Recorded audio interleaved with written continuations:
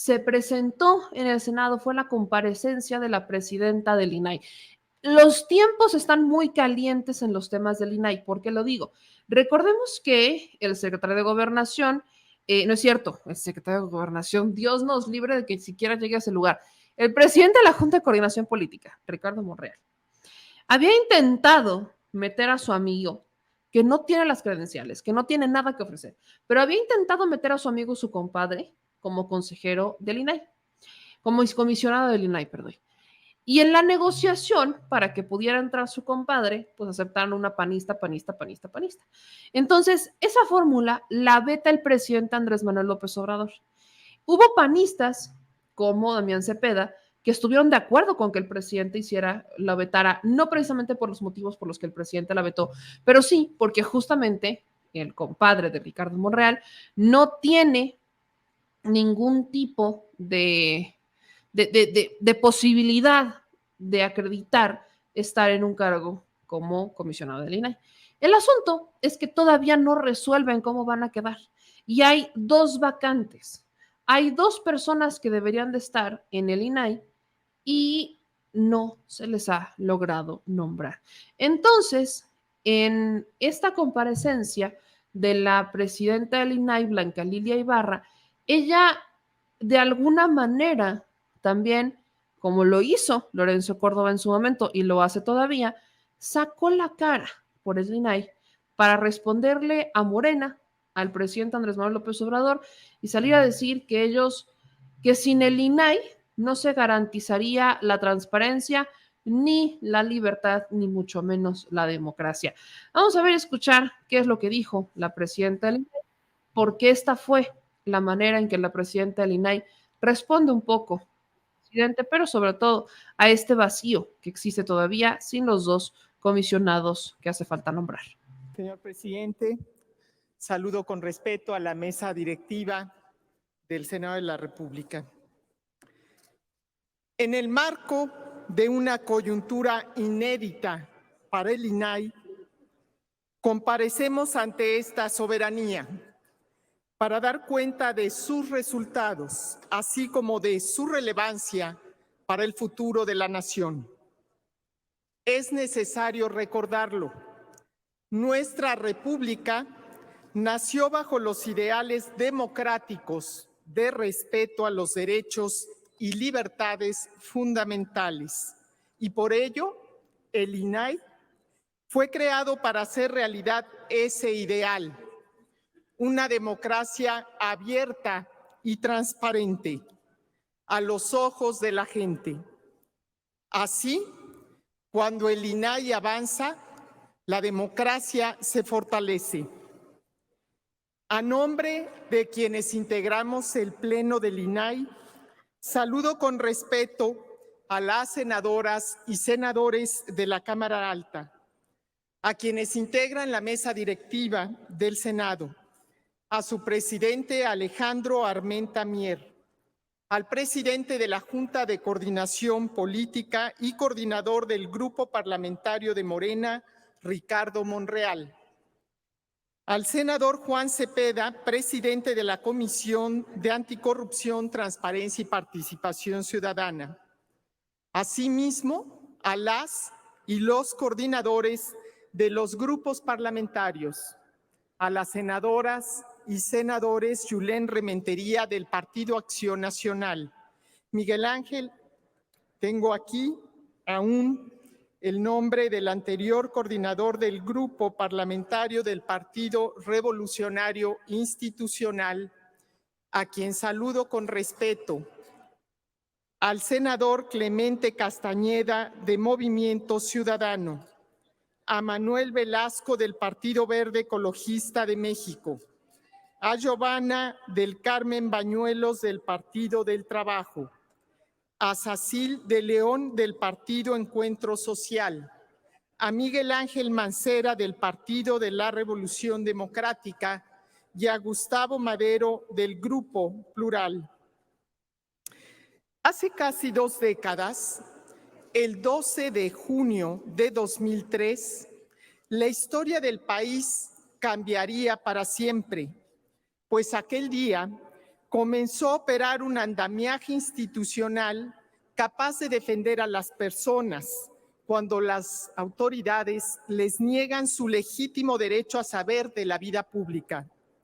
Hoy, nuestras resoluciones han transformado la relación entre la sociedad y sus gobernantes, obligando a las autoridades a rendir cuentas, empoderando a las personas para vigilar a quienes ostentan el poder. Pronto, el entonces IFAI se convirtió en pieza clave para fortalecer la defensa de los derechos humanos. En 2004, y permítanme hacer este recuento, instruyó que se informara sobre las personas detenidas en la llamada Guerra Sucia.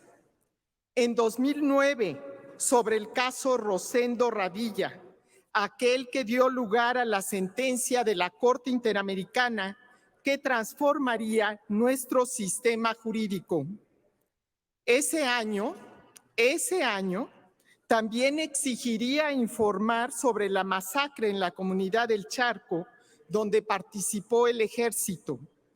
Y en 2015, sobre el caso Ayotzinapa, a solo 4 meses de la desaparición de los 43 estudiantes. Con los años, el instituto demostró que también fortalece la protección del medio ambiente y la vigilancia de las arcas públicas. Fue gracias a la transparencia que se pudo conocer sobre aquellos créditos cancelados por la autoridad tributaria en el año 2007 o sobre el derrame de sulfato de cobre en el río Sonora, tragedia socioambiental ocurrida en 2014, tan grave que aún prevalecen sus consecuencias. Pero si algo ha fortalecido es la rendición de cuentas y el combate a la corrupción, porque ha permitido documentar los mayores casos de corrupción de nuestra historia. La estafa maestra que descubrió el desvío de más de 8,000 millones de pesos entre 2013 y 2014, gracias a que se realizaron más de 500 solicitudes de información. La Casa Blanca, investigación que se apoyó de una veintena de solicitudes de información, o el caso Odebrecht, del que hemos resuelto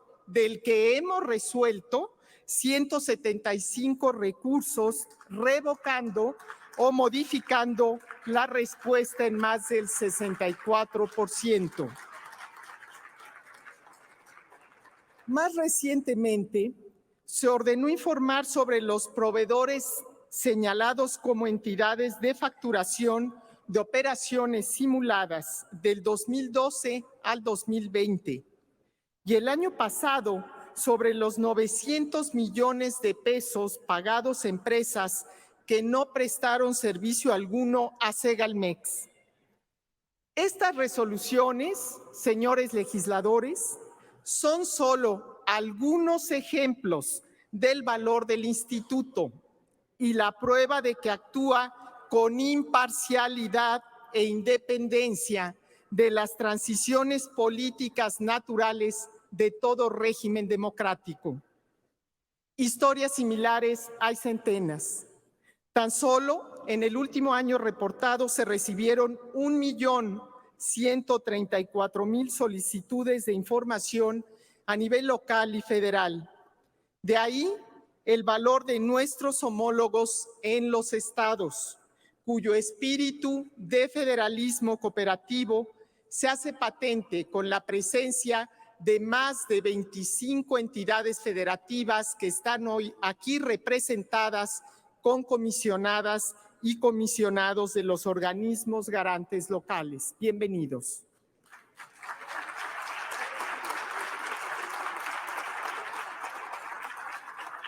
Reconozco particularmente a mis colegas comisionadas y comisionados, pues estos logros que hoy enumeraremos y que ustedes ya tienen en su escaño justamente el informe que hemos hecho llegar, se deben al trabajo colegiado.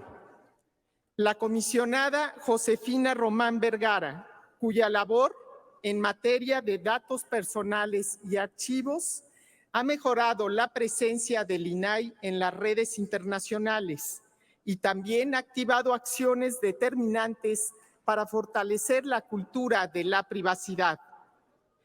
La comisionada Norma Julieta del Río Venegas, por su impulso a la Plataforma Nacional de Transparencia, al Comité Editorial y a la vinculación con el Sistema Nacional de Transparencia. Al comisionado Adrián Alcalá Méndez, por abanderar iniciativas vanguardistas de gobierno abierto, transparencia proactiva y políticas que impactan en la vida cotidiana de las personas.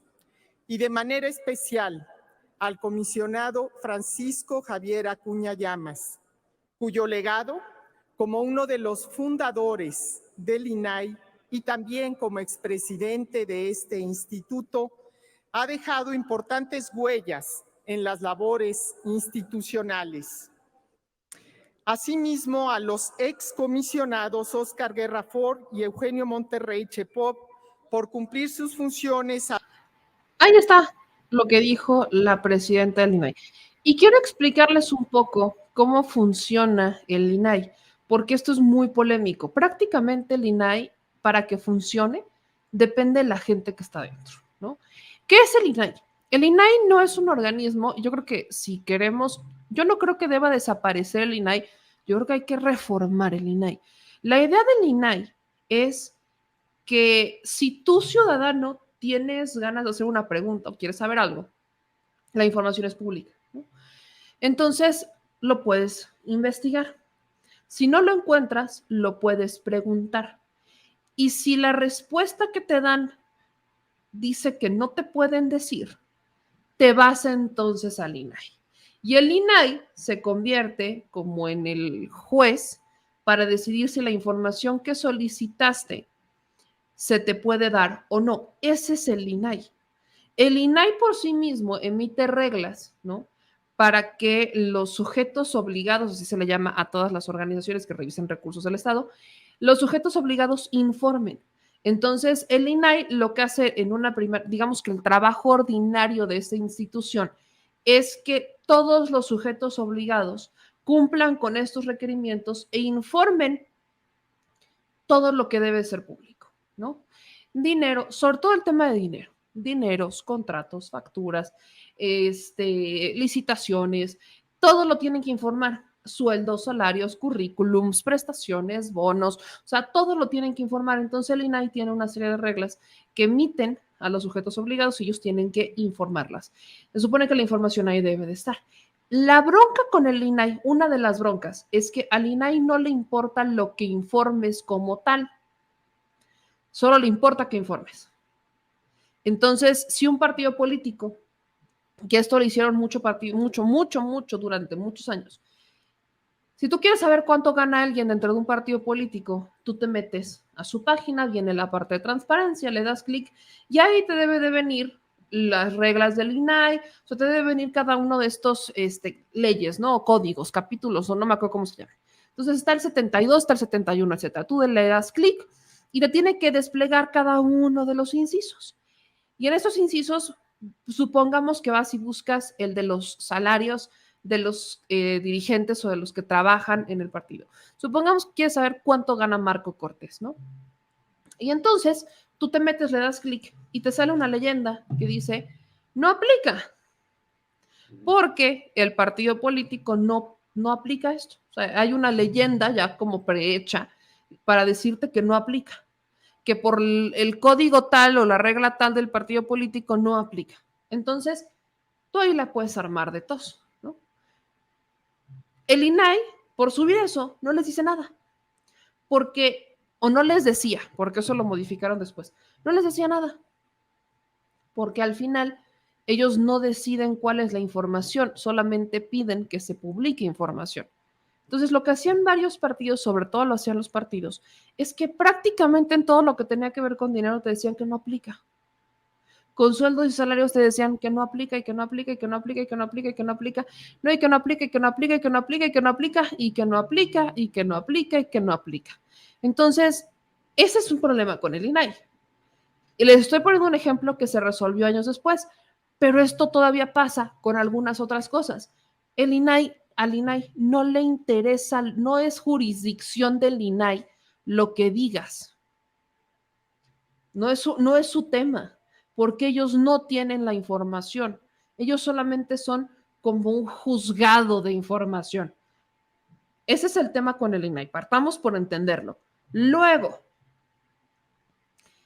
la otra bronca, supongamos en este mismo ejemplo, de que tú estás esperando, ¿no? Dices, no, es que cómo es posible que me están diciendo que no aplica. Entonces este hombre que día y noche está trabajando ahí, lo hace de a gratis, por amor a la causa, bien puesta la playera. Entonces solicitas la información y mandas tu solicitud de información.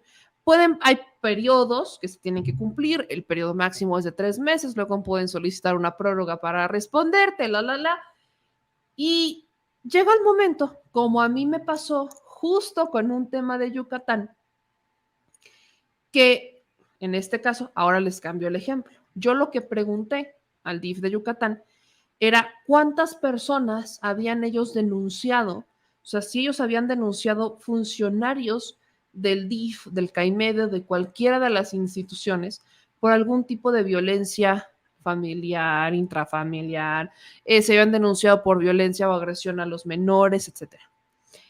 Yo hago esa pregunta, se tardan toda una vida en contestarme y su respuesta es que ellos no me pueden responder eso.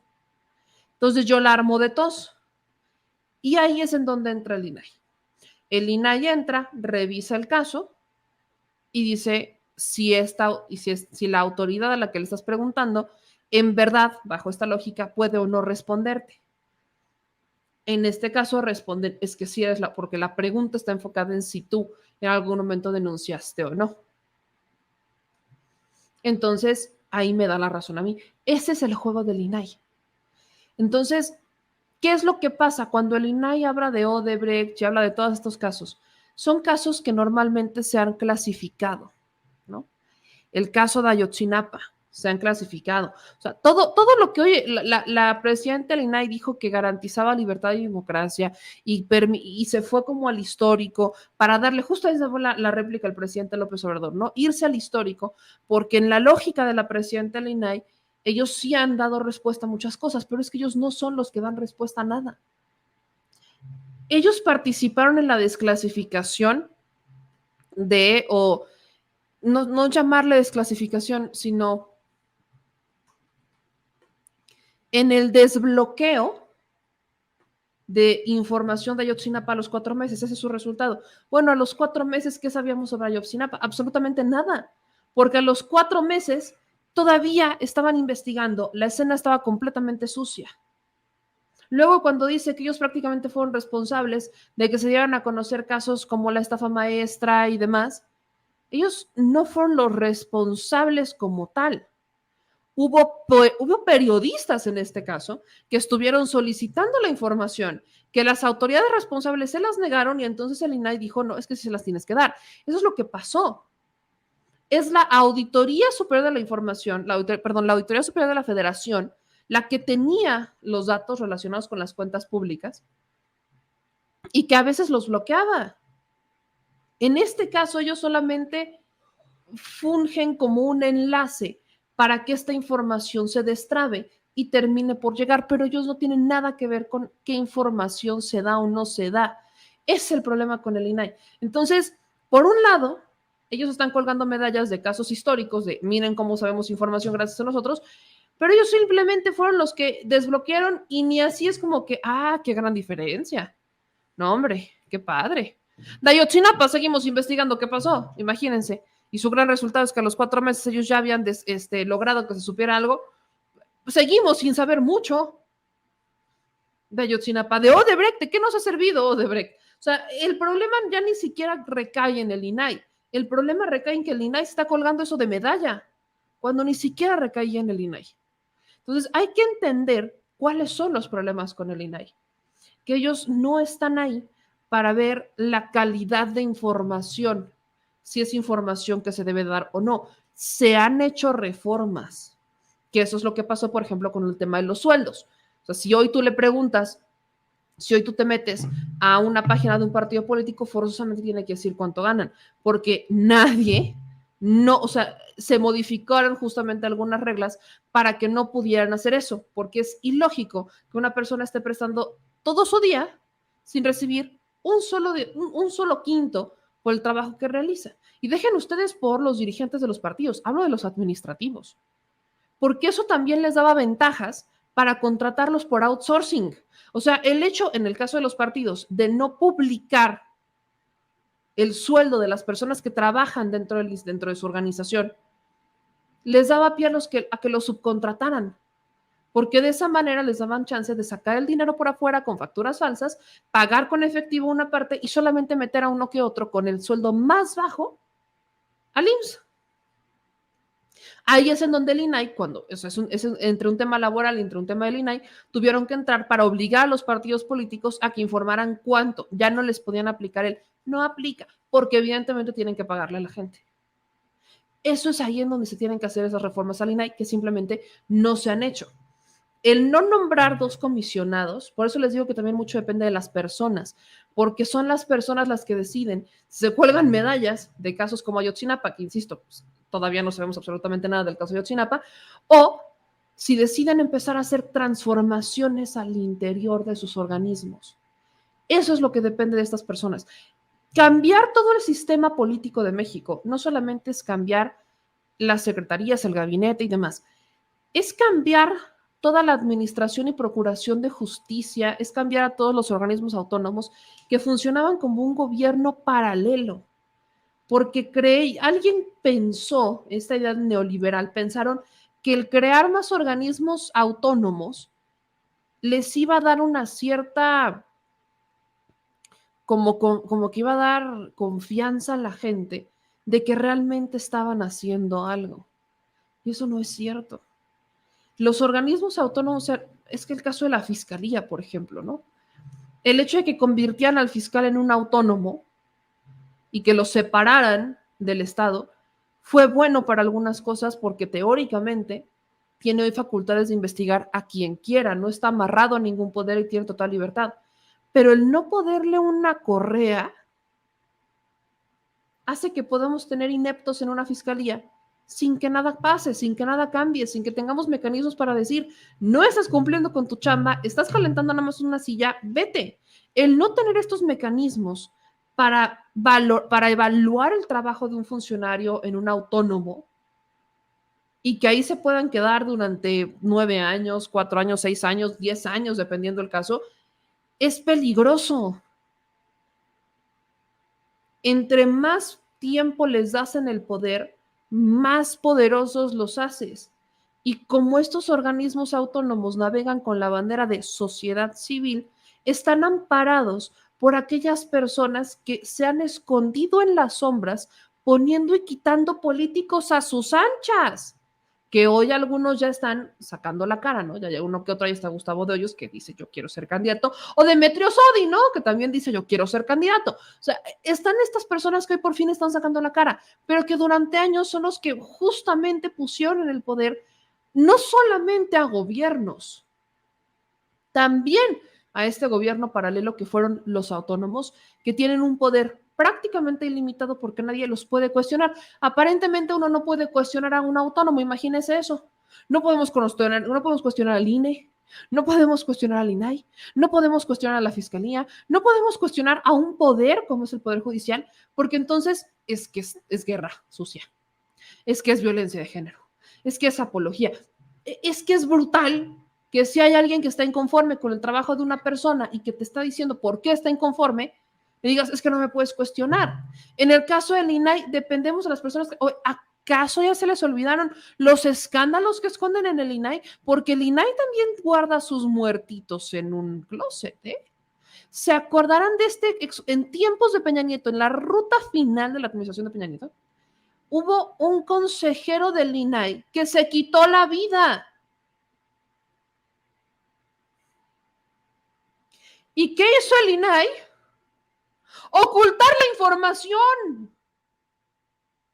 Y todo en medio de estos polémicos casos de la estafa maestra, de Odebrecht. O sea, justo estaban en medio de estos casos cuando un comisionado del INAI se quita la vida. ¿Acaso ya se les olvidó eso? Eso pasó en la ruta final de Peña Nieto, en los últimos meses de Enrique Peña Nieto ocurrió esto. Y me acuerdo perfecto porque fue de las primeras noticias que llegué a dar cuando estaba en La Neta Noticias. Un comisionado del INAI se quitaba la vida en medio de la controversia por si habrían o no expedientes relacionados con la estafa maestra y con Odebrecht. Y el INAI, en vez de informar esto, aparte, él era, o sea, este comisionado, por eso se volvió escandaloso, era el responsable de eso, es el que tenía esos casos. Entonces, fue muy polémico porque había mucha presión sobre esta persona. Se quita la vida y el INAI, en vez de ser justamente eso, transparente e informar, reservó todo. Y ya después de un tiempo, cuando pasó el fuego y se calmaron las aguas y no sé qué, entonces ya empezaron a hablar sobre Odebrecht y la estafa maestra. No fue tanto como lo dice Blanca Lilia, fue a consecuencia justamente de una polémica en la que no les quedó de otra más que abrir los expedientes. O sea, parece que al INAI justamente tienen que llegarle momentos así de vida o muerte o de profunda intensidad para que entonces digan, sí, claro que sí. ¿Cómo de que no? Vamos a ver los expedientes. O sea, estas son las cosas que pasaron en ese momento. Yo veo que aquí muchas personas me dicen, sí, me acuerdo. O sea, por eso les digo, el INAI también guarda sus muertitos en sus closets. El INAI también está lleno de profundos excesos. Y buscar un gobierno austero y eficaz no solamente es una utopía, no nada más algo, es que se me ocurrió. No, claro que se puede. Se pueden eficientar los recursos, porque para eso necesitamos funcionarios que tengan ganas, que tengan realmente ganas de hacer las cosas diferentes. Y habrá que ver si en el INAI se da esa transformación. No creo que sea en este momento, definitivamente. Yo creo que todavía falta un rato para que se haga esa transformación dentro del INAI, pero por lo pronto aquí estaremos nosotras y nosotros para exigir que no se hagan guajes y que no crean que esa autonomía les da un cheque en blanco para hacer lo que quieran.